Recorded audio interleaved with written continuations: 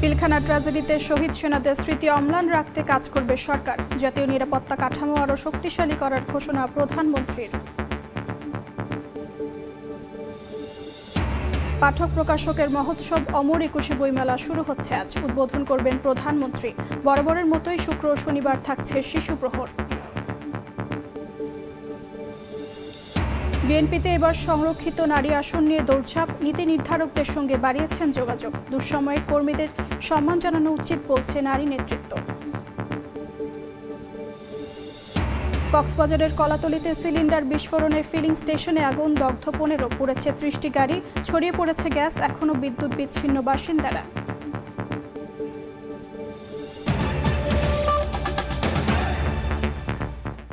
সময় সংবাদের সঙ্গে আছি আমি অর্চিতা শেহজিন। পিলখানা হত্যাযজ্ঞের স্মৃতি অম্লান করে রাখতে সরকার কাজ করবে বলে জানিয়েছেন প্রধানমন্ত্রী তারেক রহমান। একই সঙ্গে জাতীয় নিরাপত্তা কাঠামোকে আরও শক্তিশালী করার ঘোষণা দেন তিনি। এই ট্র্যাজেডিতে শহীদদের নামে গেজেট প্রকাশ করতে প্রধানমন্ত্রীর দৃষ্টি আকর্ষণ করেন স্বরাষ্ট্রমন্ত্রী। জাতীয় শহীদ সেনা দিবসের মতবিনিময়ে সেনাপ্রধান বলেন, দেশের সার্বভৌমত্ব রক্ষায় ঐক্যবদ্ধভাবে কাজ করছে সেনাবাহিনী ও বিজিবি। আমাদের জাতীয় বীর হিসেবে স্বীকৃত পিলখানায় নির্মম হত্যাকাণ্ডের শিকার সেনা অফিসারদের স্মরণে ঢাকা সেনানিবাসের আর্মি মাল্টিপারপাস হলে জাতীয় শহীদ সেনা দিবসের মতবিনিময় সভা যোগ দেন প্রধানমন্ত্রী তারেক রহমান, স্বরাষ্ট্রমন্ত্রী সালাউদ্দিন আহমেদ, সেনা নৌ বিমান বাহিনীর প্রধান এবং বিজিবি মহাপরিচালক। জাতির ইতিহাসে এক শোকাবহ অধ্যায়। 17 বছর আগের বিভীষিকাময় সেই দিনের কথা স্মরণ করেন শহীদ পরিবারের সদস্যরা। মূল ষড়যন্ত্রকারী নির্দেশদাতাদের দেশের মাটিতে বিচারের মুখোমুখি করার দাবি জানান তারা। বিডিআর হত্যাকাণ্ডের যারা মূল ষড়যন্ত্রকারী বা হত্যার নির্দেশদাতা, তাদের এ দেশের মাটিতে প্রসিকিউশনের আওতায় আনা হোক। এই 57 অফিসারের নাম যেন গ্যাজেট আকারে শহীদ হিসেবে গ্যাজেট আকারে বেরোনো হয়। শহীদদের স্মরণে 59টি স্থাপনা শহীদদের নামে নামকরণের কথা জানান বিজিবি মহাপরিচালক মেজর জেনারেল মোহাম্মদ আশরাফুজ্জামান সিদ্দিকী। সেনাপ্রধান জেনারেল ওয়াকারুজ্জামান জানান, স্বাধীনতা সার্বভৌমত্ব অক্ষুণ্ণ রাখতে সেনাবাহিনী এবং বিজিবি যৌথভাবে কাজ করছে। আমাদের জাতীয় জীবনে যেন 2009 সালের 25 ফেব্রুয়ারির মতো কোনো ঘটনা পুনরাবৃত্তি না হয়, এজন্য আমরা বদ্ধপরিকর এবং আমরা সকলে ঐক্যবদ্ধ হয়ে একটি সমৃদ্ধ বাংলাদেশ গঠনে কার্যকরী ভূমিকা পালন করব। আওয়ামী লীগের শীর্ষ নেতৃত্ব পিলখানা হত্যাকাণ্ডে জড়িত ছিল তদন্ত কমিশনের এমন রিপোর্টের কথা জানিয়ে স্বরাষ্ট্রমন্ত্রী বলেন, দল হিসেবে আওয়ামী লীগের বিরুদ্ধে ব্যবস্থা নেওয়ার সুপারিশও আছে রিপোর্টে। রাজনৈতিক সংগঠন আওয়ামী লীগের শীর্ষ নেতৃত্বরাই এই ষড়যন্ত্রের সাথে লিপ্ত ছিল, কমিশনের রিপোর্ট। বক্তব্য শুরুতেই নিজেকে সেনা পরিবারের সদস্য হিসেবে পরিচয় দেন প্রধানমন্ত্রী তারেক রহমান। সার্বভৌমত্ব নস্যাৎ করার অপপ্রয়াস হিসেবে পিলখানা হত্যাকাণ্ড মন্তব্য করে প্রধানমন্ত্রী বলেন, এই ঘটনায় জাতীয় নিরাপত্তার দুর্বলতা ফুটে ওঠে। জাতীয় নিরাপত্তা কাঠামোকে আরো আধুনিক এবং শক্তিশালী করতে সরকার কাজ করবে বলেও জানান প্রধানমন্ত্রী। আমি কেবল একজন জনপ্রতিনিধি হিসেবে নয়, একজন সেনা পরিবারের সদস্য হিসেবে, একজন সহযোদ্ধার সন্তানের মতন আপনাদের সামনে, আপনাদের সাথে আজকে উপস্থিত হয়েছে। পিলখানার এই মর্মান্তিক ঘটনা ছিল আমাদের সার্বভৌমত্বকে নস্যাৎ করার একটি অপপ্রয়াস। পিলখানার ঘটনার পরিক্রমায় আমাদের জাতীয় নিরাপত্তার কাঠামোর দুর্বলতা ফুটে উঠেছে। তাই বহির্বিশ্বের সাথে তাল মিলিয়ে আমাদের জাতীয় নিরাপত্তাকে জাতীয় নিরাপত্তার কাঠামোকে আরো আধুনিক, সময় উপযোগী এবং শক্তিশালী করা প্রয়োজন অবশ্যই, এবং এ লক্ষ্যেই আমাদের সরকার কাজ করবে ইনশাআল্লাহ। মতবিনিময় শেষে শহীদ পরিবারের সঙ্গে সপরিবারে ইফতারে অংশ নেন প্রধানমন্ত্রী তারেক রহমান। হাসান ওয়ালি, সময় সংবাদ, ঢাকা। বহুমাত্রিক বাংলাদেশ প্রতিপাদ্য নিয়ে আজ শুরু হচ্ছে অমর একুশে বইমেলা।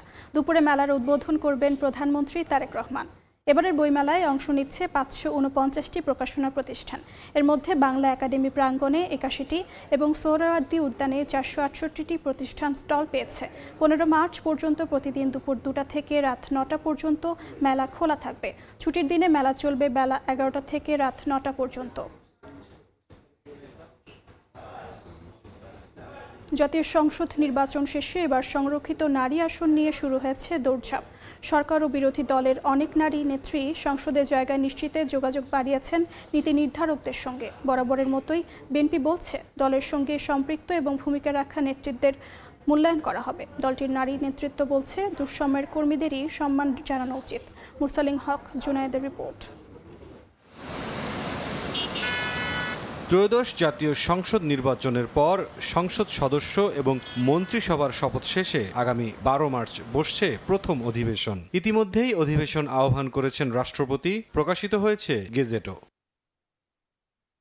নতুন সংসদে বেশ কিছু জরুরি পদক্ষেপের মধ্যে সংরক্ষিত 50টি আসনে নারী সংসদ সদস্য মনোনীত করা অন্যতম। বিএনপি বলছে, অধিবেশন বসার পরই এ বিষয়ে কাজ শুরু হবে। যারা দলের সঙ্গে সম্পৃক্ত আছেন তাদেরকে প্রাধান্য দেওয়া হবে। সংরক্ষিত আসন নিশ্চিতে এরই মধ্যে দৌড়ঝাঁপ শুরু করে দিয়েছেন বিএনপি নেত্রীরা। 2/3 সংখ্যাগরিষ্ঠতা অর্জন করায় বেশি প্রতিযোগিতা দেখা যাচ্ছে দলটির নারী নেত্রীদের মধ্যে। তারা বলছেন, দীর্ঘ সময় মাঠের রাজনীতিতে যারা যুক্ত তাদের প্রত্যাশা বেশি থাকাই স্বাভাবিক। আমরা যারা 46-47 বছর বা 42-43 বছর যারা দল করি, তাদের যে অবদান, দলের সাথে যে সম্পর্ক, দলের জন্য যে কাজটা করেছি, আবার যারা আমাদের পরবর্তী জেনারেশন যারা মাঠে ছিল, তাদের জায়গা থেকে তারাও মাঠে ছিল, তারাও দলের পক্ষে ফাইট দিয়েছে। ক্যাবিনেট যেভাবে গঠন হয়েছে বা এমপির মনোনয়ন যেভাবে 300 আসনে দেওয়া হয়েছে, এখানে সেভাবেই আমার মনে হয় নবীন প্রবীণের একটা সমন্বয় করে মনোনয়ন দেওয়া উচিত। দুঃসময়ে মাঠে থাকলেও সুসময়ে যারা অন্তরালে চলে গেছেন তাদের খুঁজে বের করে প্রাপ্য সম্মান নিশ্চিতের তাগিদ বিএনপি নেত্রীদের। কত কষ্টের পর বিএনপি রাষ্ট্রীয় দায়িত্বে আসছে, এখন কিন্তু অনেক দুধের মাছের অভাব নাই। ওই দুঃসময়ে কিন্তু একটা মানুষ খুঁজে পাওয়া খুব দুরূহ ব্যাপার ছিল। তো সেই সময়টায় যারা ছিল তারা কিন্তু অনেকটা অভিমান করে ঘরে ঢুকে যাচ্ছে। আমরা মনে করি যে দল তার সঠিক কাজটি করবেন, আসল মানুষটাকে খুঁজে বের করবেন। প্রায় 4 দশক জাতীয়তাবাদী আদর্শের রাজনীতির সঙ্গে যুক্ত এই নেত্রী বলছেন, দেশের নারী ক্ষমতায়নে সংসদের সংরক্ষিত আসন গুরুত্বপূর্ণ একটি অবস্থান। এমন জায়গায় তাই সংসদীয় শিষ্টাচার বজায় রেখে নীতি তৈরির বিষয়ে যৌক্তিক অবস্থান তুলে ধরার মতো মেধাসম্পন্ন নারীদের প্রয়োজন। পার্লামেন্ট এটা একটা ডিবেটের জায়গা, এটা ল মেকারের জায়গা। এখানে আইন প্রণয়নের ব্যাপারে আপনার ভূমিকা নিতে হবে, এখানে ডিবেট হবে, এখানে বিরোধী দল থাকবে, তাদের কথার রেসপন্স করতে হবে। এখানে অবশ্যই সৎ, যোগ্য, দক্ষ এবং সুশিক্ষিত হতে হলে ভালো হয় এই ধরনের নারী নেতৃত্ব উঠে আসুক, এবং যা পরীক্ষিত তো বটেই। ত্রয়োদশ জাতীয় সংসদে আসন বিবেচনায় শুধু বিএনপির ভাগে যাবে 35টি সংরক্ষিত আসন। এছাড়া বাংলাদেশ জামায়াত ইসলামী 11টি এবং এনসিপি পাবে 1টি আসন। সংবিধান অনুযায়ী নির্বাচনী ফলাফল সংক্রান্ত সরকারি গেজেট প্রকাশের 90 দিনের মধ্যে সংরক্ষিত নারী আসনের নির্বাচন শেষ করার বাধ্যবাধকতা রয়েছে। মুরসালিন হক, জুনায়েদ, সময় সংবাদ, ঢাকা। কক্সবাজারের কলাতলিতে ফিলিং স্টেশন গ্যাস সিলিন্ডার বিস্ফোরণে ভয়াবহ অগ্নিকাণ্ডে দগ্ধ হয়েছেন 15 জন। ফায়ার সার্ভিস, সেনা ও বিমান বাহিনীর 9টি ইউনিটের 5 ঘন্টার চেষ্টায় আগুন নিয়ন্ত্রণে আসে। পুড়ে ছাই হয়েছে অন্তত 30টি গাড়ি। এলাকায় ছড়িয়ে পড়েছে গ্যাস। মধ্যরাত থেকেই পুরো এলাকা বিদ্যুৎ বিচ্ছিন্ন। কক্সবাজার চট্টগ্রাম মহাসড়কের কলাতলি এলাকা, সড়কের পাশেই নতুন স্থাপন করা হয়েছে গ্যাস পাম্প। বুধবার সন্ধ্যায় পাম্পে গ্যাস লিকেজ থেকে আগুন লাগলে দ্রুত নিয়ন্ত্রণে আনে ফায়ার সার্ভিস। কিন্তু রাত 8টার দিকে গ্যাস লিকেজ থেকে হঠাৎ আবারও বিস্ফোরণ ঘটে। এতে আশপাশের কয়েকটি গাড়ি পুড়ে যাওয়ার পাশাপাশি অগ্নিদগ্ধ হয় বেশ কয়েকজন, যাদেরকে স্থানীয়রা উদ্ধার করে দ্রুত হাসপাতালে পাঠায়। মাগরিবের পর থেকে আপনার গ্যাসের লিকটা হয়েছে। এখানে একটা এলপিজি ফিলিং স্টেশন দিচ্ছে নতুন, ওইটা থেকে গ্যাস ডিসচার্জ করতেছে। তো এরপরে এটা সাথে আমাদের বাসা, এরপরে আমরা বাসায় চলে যাই। বাসায় চলে যাওয়ার 10 মিনিট পরে বিস্ফোরণের শব্দ শুনতে পাই। যেগুলা অনেক গাড়ি ঘুরেও পড়ে গেছে আর কি, পাশে পার্কিং আছে। ঘটনার পরপর ছুটে আসে ফায়ার সার্ভিসের কয়েকটি ইউনিট। তাদের সঙ্গে যোগ দেয় সেনাবাহিনী ও বিমান বাহিনী। চারদিক থেকে পাহাড়ের উপর দিয়ে আগুন নেভানোর কাজ শুরু করেন তারা, কিন্তু বাড়তে থাকে আগুনের মাত্রা। ফুলি ফায়ারের উপর ডিটেল আছি, সো আমরা ফায়ারটাকে যতদূর কন্ট্রোল করতে পারছি এটার উপর কাজ করছি। আর যতক্ষণ পর্যন্ত আগুন নিবে না ততক্ষণ পর্যন্ত আমরা সাপোর্ট দিয়ে যাব। গ্যাস রিলিজ হচ্ছে, যার কারণে আমরা আশেপাশের লোকজনকে বলতেছি যাতে কেউ বিড়ি সিগারেট না খায়, যাতে কেউ আগুন না ধরায়, কারণ গ্যাস রিলিজ হলে আগুনটা আবার ছড়াই পড়বে। গ্যাস পাম্প থেকে ছড়িয়ে পড়ে গ্যাস। চারদিকে নিরাপত্তায় মাঠে নামে সেনাবাহিনী, বিজিবি ও বিমান বাহিনী। চারদিক থেকে বন্ধ রাখা হয় যানবাহন চলাচল, সরিয়ে দেওয়া হয় উৎসুক জনতাকে। প্রায় 100 মিটার মতো জায়গা কি পুরো আগুন দগ্ধ। হ্যাঁ, তারপর ড্রাইভার টমটম ড্রাইভার ছিল এদিকে উনি গাড়ি উঠে পড়ে গেছে। এই ঘটনায় গ্যাস পাম্প কর্তৃপক্ষকে দায়ী করছেন স্থানীয়রা। তাদের দাবি ঘনবসতি এবং গুরুত্বপূর্ণ এলাকায় বড় দুর্ঘটনার শঙ্কা ছিল। যেহেতু একটা জনবহুল এলাকা এবং হচ্ছে এখানে প্রচুর পরিমাণ মানুষজন থাকে, তাহলে এরকম একটা জায়গার মধ্যে গুরুত্বপূর্ণ জায়গার মধ্যে এটাকে আরো সতর্ক হওয়া উচিত ছিল। ঘনবসতির মধ্যে এরকম পেট্রোল পাম্প এবং গ্যাস পাম্প করা সম্ভব না, কোনো মতেই সম্ভব না। অগ্নিকাণ্ডের কারণে বিদ্যুৎ বিচ্ছিন্ন হয়ে পড়ে পুরো এলাকা। সুজাউদ্দিন রুবেল, সময় সংবাদ, কক্সবাজার। এই মুহূর্তে কক্সবাজারে কলাতলিতে আছেন সহকর্মী সুজাউদ্দিন রুবেল এবং চট্টগ্রাম মেডিকেল কলেজ হাসপাতালে আছেন পার্থপ্রতিম বিশ্বাস। সরাসরি শুরুতে যাচ্ছি রুবেলের কাছে। গ্যাস পাম্প এলাকায় পরিস্থিতি স্বাভাবিক করতে সেনাবাহিনী ও প্রশাসন কাজ শুরু করেছে। আমরা সকাল থেকে লক্ষ্য করছি গ্যাস পাম্পের সামনে যে মহাসড়ক রয়েছে কক্সবাজার চট্টগ্রাম মহাসড়ক, সেই মহাসড়কে সেনাবাহিনী অবস্থান নিয়েছে এবং গতকাল রাত থেকে সকাল পর্যন্ত যে যান চলাচল বন্ধ ছিল সেই যান চলাচল এখন কিছুটা স্বাভাবিক হয়েছে। সেনাবাহিনী দুপাশে দাঁড়িয়ে আসলে যান চলাচল স্বাভাবিক করার জন্য যে কার্যক্রম সেটি করছে। কিছুক্ষণ আগে এখানে দুর্যোগ ব্যবস্থাপনা ত্রাণ মন্ত্রণালয়ের যিনি সচিব রয়েছেন সাইদুর রহমান খান, তিনি ঘটনাস্থল পরিদর্শন করেছেন। পাশাপাশি তার সঙ্গে ছিলেন জেলা প্রশাসক মোহাম্মদ আব্দুল মান্নান এবং ফায়ার সার্ভিসের কর্মকর্তারা এখানে সবাই উপস্থিত রয়েছেন এবং তারা আসলে যে বিষয়টি বলছে, এখন পর্যন্ত 3 সদস্যের কক্সবাজারের জেলা প্রশাসকের অতিরিক্ত যিনি জেলা ম্যাজিস্ট্রেট রয়েছে শাহিদুল আলমের নেতৃত্বে 3 সদস্যের একটি কমিটি গঠন করা হয়েছে। তারা তদন্ত রিপোর্টের মাধ্যমে যদি কেউ জড়িত থাকে তাদের বিরুদ্ধে ব্যবস্থা নেওয়া হবে সেই বিষয়টি বলছে। এখন পর্যন্ত ঘটনাস্থল পরিদর্শন শেষে দুর্যোগ ব্যবস্থা মন্ত্রণালয়ের যে সচিব তিনি জানিয়েছেন পুরো এলাকা তিনি পরিদর্শন করছেন। ক্ষয়ক্ষতির যে নিরূপণ সেই বিষয়টি দ্রুত করার জন্য বলা হয়েছে এবং এই ঘটনায় যদি গ্যাস পাম্প কোনো অনুমতি না নেয় তাহলে তার বিরুদ্ধে ব্যবস্থা নেওয়া হবে বলে সেই বিষয়টি জানিয়েছেন। এবং জেলা পরিষদ যেটি বলছে, এখন পর্যন্ত 10 জন অগ্নিদগ্ধ হয়েছিল, তার মধ্যে 6 জন চট্টগ্রাম মেডিকেলে তারা চিকিৎসাধীন রয়েছে, বাকিরা কক্সবাজার চিকিৎসাধীন রয়েছে এবং তাদের চিকিৎসা এবং ক্ষয়ক্ষতির তাদের যে ক্ষতিপূরণ দেওয়ার যে কার্যক্রম সেটি খুব শীঘ্রই শুরু হবে সেই বিষয়টি বলছে। এখন পর্যন্ত আমরা যে গ্যাস পাম্প এলাকায় রয়েছি সেখানে কিন্তু গ্যাস পাম্পের যিনি মালিক রয়েছেন তিনি এখন পর্যন্ত এখানে আসেননি, সেটি প্রশাসন পক্ষ থেকে বলা হয়েছে।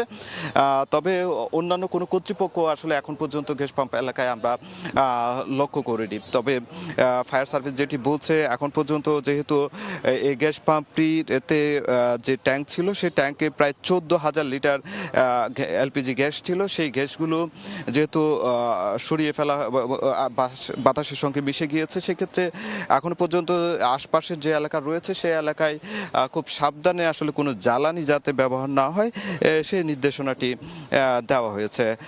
আমরা লক্ষ্য করছি এখানে সকাল থেকে আসলে বেশ কিছু সেনাবাহিনী থেকে শুরু করে অন্যান্য আইন শৃঙ্খলা বাহিনী যারা রয়েছেন তারা পুরোপুরি পরিস্থিতি নিয়ন্ত্রণে আনার চেষ্টা করছেন। আমরা সকালে দেখেছি বিদ্যুৎ বিভাগের কিছু কিছু জায়গায় যে বিদ্যুৎ বিচ্ছিন্ন ছিল সেই জায়গায় বিদ্যুৎ সংযোগ করা হয়েছে। এখনো পর্যন্ত পুরো এলাকায় আসলে বিদ্যুৎ পুরোপুরি বিচ্ছিন্ন হওয়া যে সংযোগটি চালু হয়নি, তবে স্থানীয়দের মধ্যে এখনো পর্যন্ত আতঙ্ক বিরাজ করছে। তো এই ছিল আমার কাছে গ্যাস পাম্প এলাকা থেকে সবশেষ। আমরা এখন চলে যাচ্ছি চট্টগ্রামে আমাদের সহকর্মী পার্থপ্রতিম বিশ্বাসের কাছে।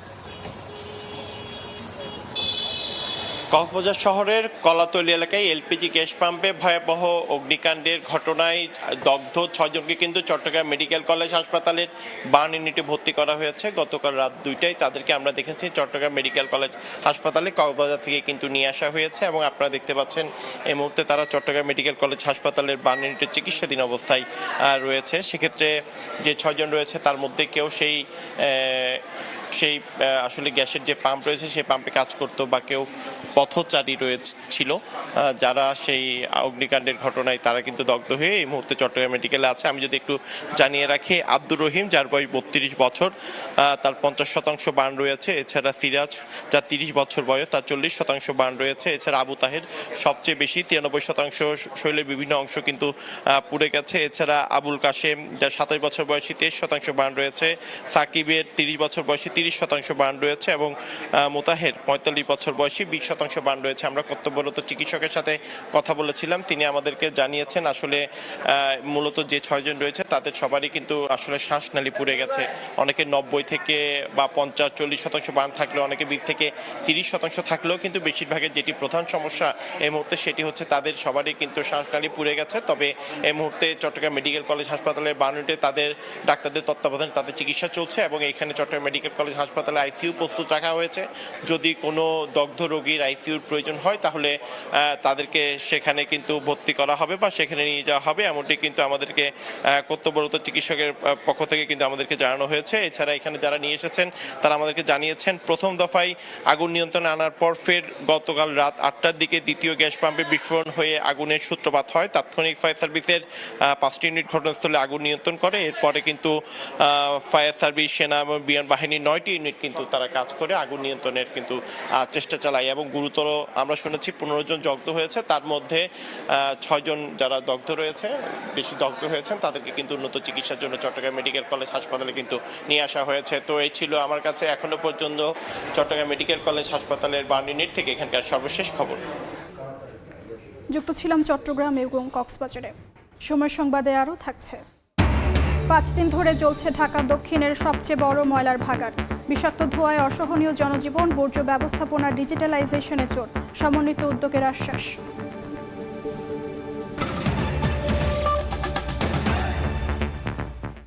বড় আবাদে সেচ সুবিধা নিশ্চিত করতে গ্রামাঞ্চলে নিরবচ্ছিন্ন বিদ্যুৎ সরবরাহের উদ্যোগ নিচ্ছে সরকার।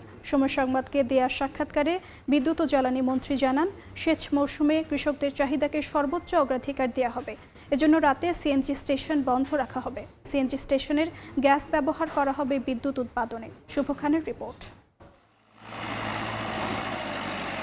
কেউ প্রস্তুত করছেন ক্ষেত, কেউ বা চারা। দল বেঁধে ধান রোপণে কৃষকের ব্যস্ততা এখন মাঠ জুড়ে। কৃষি সম্প্রসারণ অধিদপ্তর বলছে, চলতি মৌসুমে সারা দেশে 50,54,000 হেক্টর জমিতে বোরো আবাদের লক্ষ্যমাত্রা নির্ধারণ করা হয়েছে। এরই মধ্যে 88% জমিতে চারা রোপণ শেষ হয়েছে। এখন দরকার পর্যাপ্ত পানি সেচ। এজন্য নিরবচ্ছিন্ন বিদ্যুৎ চান কৃষকরা। এখন বর্তমান তো কারেন্টটা ভালোই আছে, এইভাবে যদি থাকে তাহলে কোনো সমস্যা নাই। কিন্তু সামনে 34 বৈশাখ জ্যৈষ্ঠ মাসে যদি আবার ফিরে আপনারা ওই মানে সারাদিনে 2 বার কারেন্ট দেন, 2 ঘন্টা আর 22 ঘন্টা কারেন্ট নাই, তাহলে তো চলবে না। কারেন্টটা এইভাবে যদি থাকে আমাদের খুব যথেষ্ট। বিদ্যুৎ বিভাগের তথ্য বলছে, সারা দেশে সেচ সংযোগধারীর সংখ্যা 4,98,000। বর্তমানে সারা দেশে বিদ্যুতের দৈনিক চাহিদা প্রায় 13,000 মেগাওয়াট। গরম এবং বোরো আবাদে সেচ সুবিধা নিশ্চিত করতে গিয়ে এই চাহিদা বেড়ে দাঁড়াতে পারে 17,000 থেকে 18,000 মেগাওয়াটে। সময় সংবাদকে দেওয়া সাক্ষাৎকারে বিদ্যুৎ ও জ্বালানি মন্ত্রী জানান, যে কোনো মূল্যে বোরো আবাদে সেচ দিতে নিরবচ্ছিন্ন বিদ্যুৎ সরবরাহ নিশ্চিত করা হবে। এজন্য রাতে সিএনজি স্টেশন বন্ধ রেখে সেই গ্যাস বিদ্যুৎ উৎপাদনে ব্যবহার করা হবে। ইরি সিজনও শুরু হয়ে গেছে, এইটাতে যাতে ভালোভাবে বিদ্যুৎটা দেওয়া যায় সেই দিকে আমরা খুব ভাবে মানে নজরদারি করছি। রাত্রিবেলা সিএনজি পাম্পগুলো চলবে না। সিএনজি পাম্পগুলো যে থেকে যে গ্যাস সাশ্রয় করবো সেটা আমরা জেনারেশনে দেব। আমরা চেষ্টা করব নিরবচ্ছিন্ন বিদ্যুৎ দেওয়ার জন্য। বর্তমানে রোজা উপলক্ষে বিকেল 3টা থেকে রাত 9টা পর্যন্ত সিএনজি স্টেশনে গ্যাস সরবরাহ বন্ধ রাখছে সরকার। শুভ খান, সময় সংবাদ, ঢাকা। মোহাম্মদপুর ও আদাবর এলাকা থেকে বিভিন্ন অপরাধে জড়িত 100 জনকে আটক করেছে পুলিশ। বুধবার রাত 10টা থেকে মধ্যরাত পর্যন্ত চলে এ অভিযান। সম্প্রতি মোহাম্মদপুর ও আদাবরে ব্যবসা প্রতিষ্ঠানে চাঁদাবাজি, ছিনতাই সহ বেশ কয়েকটি ঘটনা ঘটে, যার সিসিটিভি ফুটেজ সামাজিক মাধ্যমে ছড়িয়ে পড়লে অভিযানে নামে পুলিশ। চাঁদাবাজ, কিশোর গ্যাং ও মাদক কারবারিদের বিরুদ্ধে মোহাম্মদপুর ও আদাবর এলাকায় পুলিশ বিশেষ অভিযান চলবে। সময় সংবাদে আরও থাকছে। জেনেভায় তেহরান ওয়াশিংটন তৃতীয় দফার বৈঠক আজ। সংলাপের আগে তেলবাহী জাহাজ ও প্রতিষ্ঠানের উপর মার্কিন নিষেধাজ্ঞা। হামলা হলে কঠোর জবাবের হুঁশিয়ারি ইরানের। 5 দিন ধরে চলছে ঢাকা দক্ষিণ সিটি কর্পোরেশনের সবচেয়ে বড় ময়লার ভাগাড় মায়াতুল ল্যান্ডফিল। বিষাক্ত আর দুর্গন্ধযুক্ত ধোঁয়ায় অসহনীয় স্থানীয়দের জনজীবন। বড় পরিসরের এই আগুন নেভাতে বেগ পেতে হচ্ছে ফায়ার সার্ভিসের। পরিস্থিতি মোকাবেলায় বর্জ্য ব্যবস্থাপনা ডিজিটালাইজেশনে জোর দিচ্ছেন বিশেষজ্ঞরা। সান্তানি প্রত্যয়ের রিপোর্ট।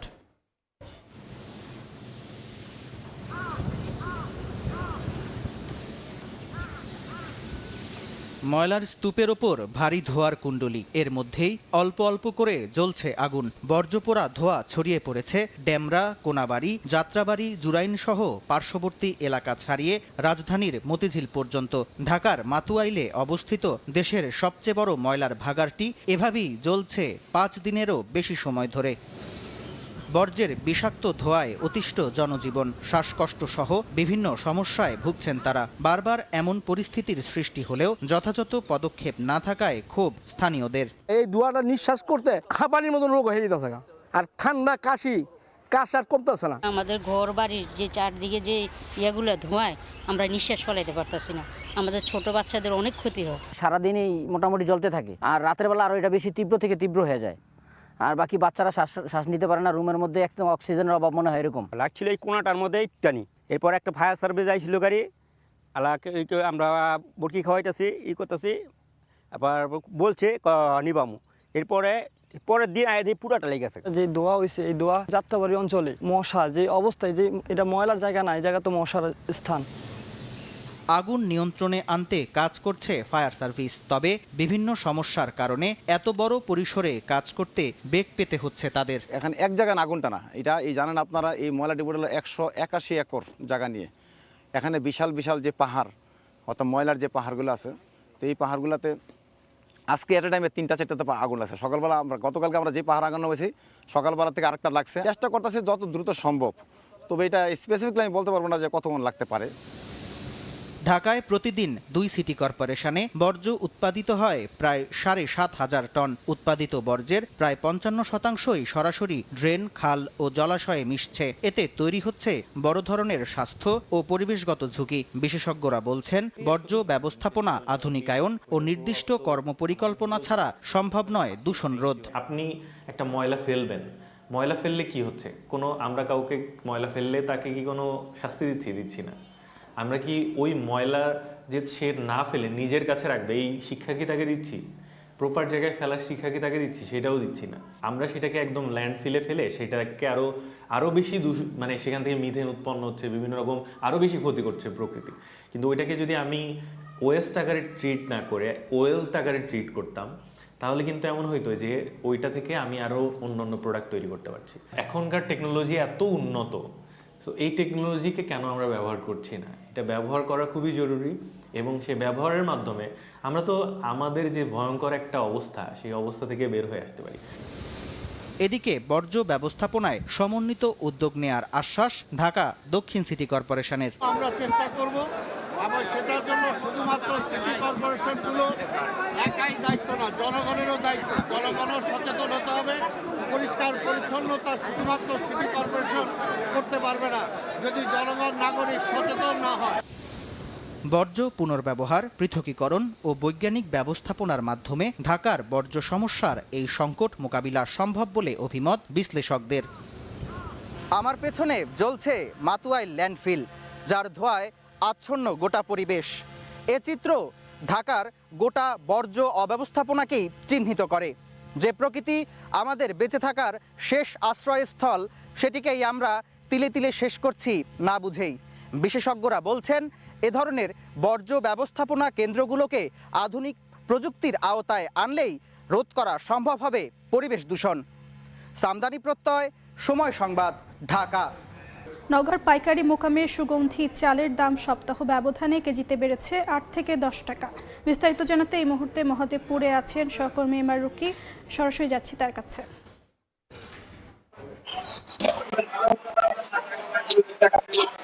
চলতি সপ্তাহে অস্বাভাবিকভাবে এই সুগন্ধি চিনি আতপ চালের দাম বাড়ানো হয়েছে এই নগর পাইকারি মোকামে। আমরা দেখছিলাম বস্তা প্রতি 450 থেকে 500 টাকা পর্যন্ত এখানে বাড়িয়েছেন, এবং এই হঠাৎ করে এই বাড়তি দরের প্রভাব কিন্তু খুচরা বাজারও আমরা লক্ষ্য করছি। বিশেষ করে যে চাল বিক্রি হয়েছিল সুগন্ধি 120 টাকা প্রতি কেজি, সেটা কিন্তু এই মুহূর্তে খুচরা বাজারে 140 টাকা করে এখানে বিক্রি করছেন। এবং স্থানীয়ভাবে যেসব মিলার বা ব্যবসায়ী রয়েছেন তাদের যুক্তি হলো ধানের কিছুটা সংকট রয়েছে, এই কারণে দাম হঠাৎ করে লাফিয়ে বাড়ানো হয়েছে এবং প্রতি বস্তায় আমরা দেখছিলাম যে বস্তা ৬,২০০ টাকা, সেটি কিন্তু এই মুহূর্তে ৬,৭০০ টাকা। সুগন্ধি চিনি আতপ বিধান ৩৪ জাতের ধান যেটি, এই চাল কিন্তু তারা বিক্রি করছেন। হঠাৎ লাফিয়ে এই অস্বাভাবিক বৃদ্ধিকে আসলে এক ধরনের কারসাজি বা সিন্ডিকেটই বলছেন স্থানীয় যারা ভোক্তা। তারা বলছেন যে বাজারে নজরদারির অভাবকে পুঁজি করে এরকম একটি দাম বাড়িয়ে অতিরিক্ত মুনাফা হাতে নেওয়ার যে প্রবণতা সেটি কিন্তু তারা করছেন। এবং আপনারা জানেন যে এই রমজান মাসে স্বাভাবিকভাবে সুগন্ধি জাতের চালের কিছুটা কদর তৈরি হয়, বাজারে পোলার এক ধরনের খাবার বাড়তি যোগ তৈরি হয়। এই সুযোগটাই কিন্তু ব্যবসায়ীদের দিক থেকে নেওয়ার অভিযোগ করা হচ্ছে। এবং এখানে জেলায় কিন্তু সুগন্ধি জাতের যে ধান, এই ধানের কিন্তু বিশাল একটি কারবার হয়ে থাকে অনেক বড় পরিসরে। স্থানীয় কৃষি বিভাগ বলছেন জেলায় প্রায় ৭০,০০০ হেক্টর জমিতে সুগন্ধি জাতের ধানের আবাদ করা হয়েছিল বিগত মৌসুমে, এবং এই ধানগুলো কিন্তু ধাপে ধাপে এই হাটে আসছে এবং হাট থেকে চাল ক্র্যাশিং করে এই খুচরা বাজার বা পাইকারি বাজারে সরবরাহ করে থাকেন। সব মিলে হঠাৎ কিন্তু এরকম বাড়তি দরের প্রভাব একেবারে অযৌক্তিক বলছেন এবং স্থানীয়ভাবে বাজার তদারকি, মিল পর্যায়ে তদারকির দাবি জানাচ্ছেন ভোক্তারা। এই ছিল সার্বিক নওগাঁয় সুগন্ধি জাতের চালের অস্বাভাবিক দরের খবর আমার কাছে। যুক্ত ছিলাম নওগাঁয়। বাংলাদেশ ব্যাংকের নতুন গভর্নর মোস্তাকুর রহমান আজ থেকেই দায়িত্ব নিচ্ছেন। এই মুহূর্তে বাংলাদেশ ব্যাংকে আছেন সহকর্মী সেলিয়া সুলতানা। সরাসরি যাচ্ছি তার কাছে। গতকাল ডক্টর আহসান এইচ মনসুর সাবেক গভর্নর, তার স্থলাভিষিক্ত হচ্ছেন মোস্তাকুর রহমান। তিনি গভর্নর হিসেবে দায়িত্ব নেবেন আজকে থেকে, এবং আমরা জানতে পেরেছি তিনি অর্থ মন্ত্রণালয়ে যে 4 বছরের জন্য চুক্তি ভিত্তিক তাকে নিয়োগ দেওয়া হয়েছে, 4 বছরের জন্য সেই চুক্তিভিত্তিক নিয়োগের জন্য তিনি অর্থ মন্ত্রণালয়ে আছেন। সেখানে চুক্তি সম্পন্ন করে তিনি আজকে বাংলাদেশ ব্যাংকে জয়েনিং লেটার দিবেন। এটি নিয়ম। বাংলাদেশ ব্যাংকে যখন তিনি জয়েনিং লেটার দিবেন, এখানে কিন্তু আমরা দেখতে পাচ্ছি যে যারা ডেপুটি গভর্নর আছেন তারা প্রত্যেকে নিচে নেমে এসেছেন নতুন গভর্নরকে রিসিভ করার জন্য, এবং অন্যান্য যে কর্মকর্তারা রয়েছেন গুরুত্বপূর্ণ তারাও এসেছেন নতুন গভর্নরকে স্বাগত জানাতে বাংলাদেশ ব্যাংকের সিঁড়িতে। সাধারণত এরকম দৃশ্য খুব একটা দেখা যায় না।